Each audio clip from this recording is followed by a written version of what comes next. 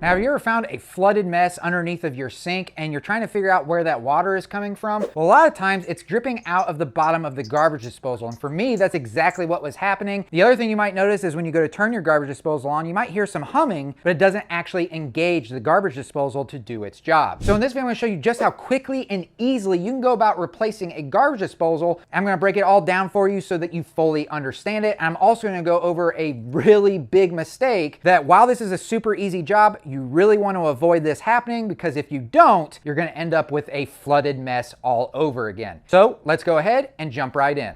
All right, so here is my current garbage disposal, and this is the one that obviously is bad and needs to be replaced. We don't use this a whole lot, but we noticed one night that this whole area down here was flooded with water. It was dripping out of the bottom on top of the constant water coming out of the bottom and flooding this whole area. When I go to turn on the switch to the garbage disposal, I can hear a buzzing sound. The power is going to it, but it will not engage or work. So those are two really good telltale signs that the garbage disposal is bad and it needs to be replaced. The way that these things are made now, if a seal goes bad or something goes bad internally, a lot of times these things just start dripping. They really just don't seem to be made like they used to be, where these would last for many years. But the good news is this is super easy to replace. It doesn't take a whole lot of time, and it also doesn't really take a whole lot of tools. All right, so the first thing I want to do before I do anything at all is we don't want any power going to our garbage disposal. We want to make sure that power is disconnected. So in this case, we've got this power cord here that we can just pull out of that receptacle, and now obviously there's no power going to it. A lot of people do not have a plug in. It's a lot of times it's hardwired into the wall. So if that's the case for you,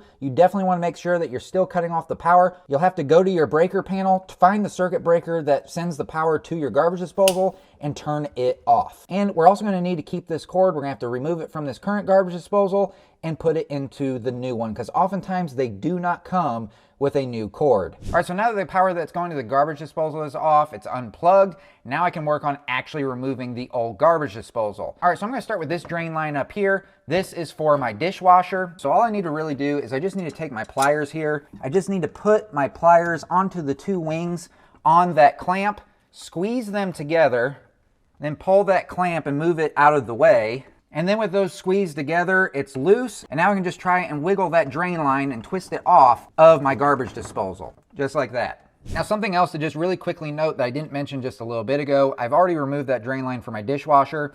You want to make sure that you've got something down below, whether it's a towel, or in this case, I had this pan down below. That way, if there's any residual water like you see here, it has somewhere to go and it's not further damaging your cabinets or starting to damage your cabinets. All right, so now that the dishwasher drain line is removed, all that's left for me is our main drain line right here. This is the main drain that's coming from the sink and then draining out of the house. But for this next step, I need to get this drain line removed so that then I can remove my garbage disposal from the sink. And there are a couple of bolts on both sides of the drain line on the flange there that just need to be removed, and then this can all come apart. And so as you can see, here are the two bolts. I'm personally going to be using a 10mm nut driver in order to remove these, but as you can see, if all you have is a flat-headed screwdriver, you can also do it that way. It just might be a little bit harder and take a little bit more time, but if you have nut drivers, it'll make this a whole lot easier and faster. So I'm just going to go ahead and remove those two bolts. Now that I've done that, this main drain line should break away from the garbage disposal. And then if you want to start with completely new parts that come with the new one, all I have to do is loosen this up on the P-trap and then pull it out of the trap. Now, like I said earlier, this is a Badger InSinkErator garbage disposal, and I bought another Badger InSinkErator because this is going to make this part super easy. You see these flanges up here? I'm not going to have to replace any of this because the way that these particular garbage disposals are made, they have what they call their lift and latch technology, where you just have a couple of little flanges up here that you can rotate this collar to the left, and instead of having to unscrew it or anything like that, it just kind of pops out of place, which I'll show you here in just a moment. Whereas if I go with a different brand, I'm gonna have to replace these flanges. And while it's not exactly a super difficult thing to do, it's definitely not nearly as easy as just replacing the garbage disposal. And there's really no point to do that as long as you're not having any leaks up here or a reason to actually replace all of this. In this case, I'm gonna have to twist it that way in order to get it removed. You can also easily use a screwdriver, same thing, put it into that eyelet pilot up there. Obviously, the longer the screwdriver, the more leverage you're gonna have, but we need to be super careful with how much we're twisting this because we don't wanna break this free since we're not replacing it. So we just wanna put some steady, constant pressure on it, no jerking or anything. So I'm gonna go ahead, hold on to the bottom of the garbage disposal for when it comes loose, and I'm just gonna slowly and steadily twist this to my left and get it to drop down. So as you can see, it's just as easy as that. Now that we've got it started, we can run it down that ramp and it's gonna drop off just like that. All right, so now I've got this flipped upside down. As you can see, our power cord is going into the bottom right here. And then we also have an access panel that's right here. So this is where it enters in. And then in here, oftentimes on a lot of garbage disposals, this is where the connections are made. What I have is if I remove this power cord from the garbage disposal, as you can see, I have a white, a green, and a black wire that is going into this power cord. And this is actually a quick connect power cord here to where we can just remove these wires using these little press points right here to release them. So I will be able to do this with the black hot wire and the white neutral, but we will have to get underneath of this panel to remove the ground from being bonded to this and then put it into the new one. So I'll show you that in just a moment. So there's this little button that's right here. I'm just gonna take a flat-headed screwdriver, push that down and depress that, and then at the same time, pull this black wire out. So just like that, just depress and that wire pulls right out. Flip it over to the other side where the white neutral wire is, and I'm just gonna do the same thing. There's a button over here, push down on it, and then pull the white neutral wire out. So same thing as the black wire, it pops right out. All right, so now, like I said, I need to remove my ground. It does not remove from the plug itself. We need to take this cover off and remove it from where it's bonded to the garbage disposal. So I'll just go ahead, remove the screw. That cover will come right off. As you can see, the ground is just bonded to the chassis of this garbage disposal. So I'm just gonna go ahead, loosen up that green ground screw and remove it. And now I can completely remove the power cord, and now it's ready for the new one. All right, so here is my new Badger InSinkErator garbage disposal. I've already removed the access panel to the electrical compartment from it. So now all I need to do is take my power cord from my old garbage disposal. I need to insert my green ground wire through this hole right over here, feed that through. I'm gonna take my terminal connector here, put it underneath of the head of that green ground screw in this new garbage disposal. Then once I've got it there, I'm just gonna go ahead and tighten it down nice and tight. All right, so now my ground is bonded. It's down nice and tight. As you can see, in the garbage disposal, I've got a new white wire and a new black hot wire. So now I need to run these underneath of the metal and feed it through this hole right over here where we ran the ground wire in the opposite direction. Now, how do you know which one of these wires goes in which one of these holes? Well, on the power cord, it's gonna have some letters on it, and I don't know if you can see those or not, but right here, there's an N for neutral and an L over here for line, which line is your hot. So it's just as simple as taking our white neutral wire, putting it in where this N letter is for neutral, and just push it into that quick connect. And so now that's installed and in there nice and tight, then I just need to take the black wire, or our line wire, and put it into this other hole where it says L, and it locks right in place. So it's just as easy as that for the plug. So now I just need to take my cover plate, put it over that access panel there, tighten down the screw, feed my wires down into the garbage disposal, and then this plug, if you line everything up just right, it just pops right down into place.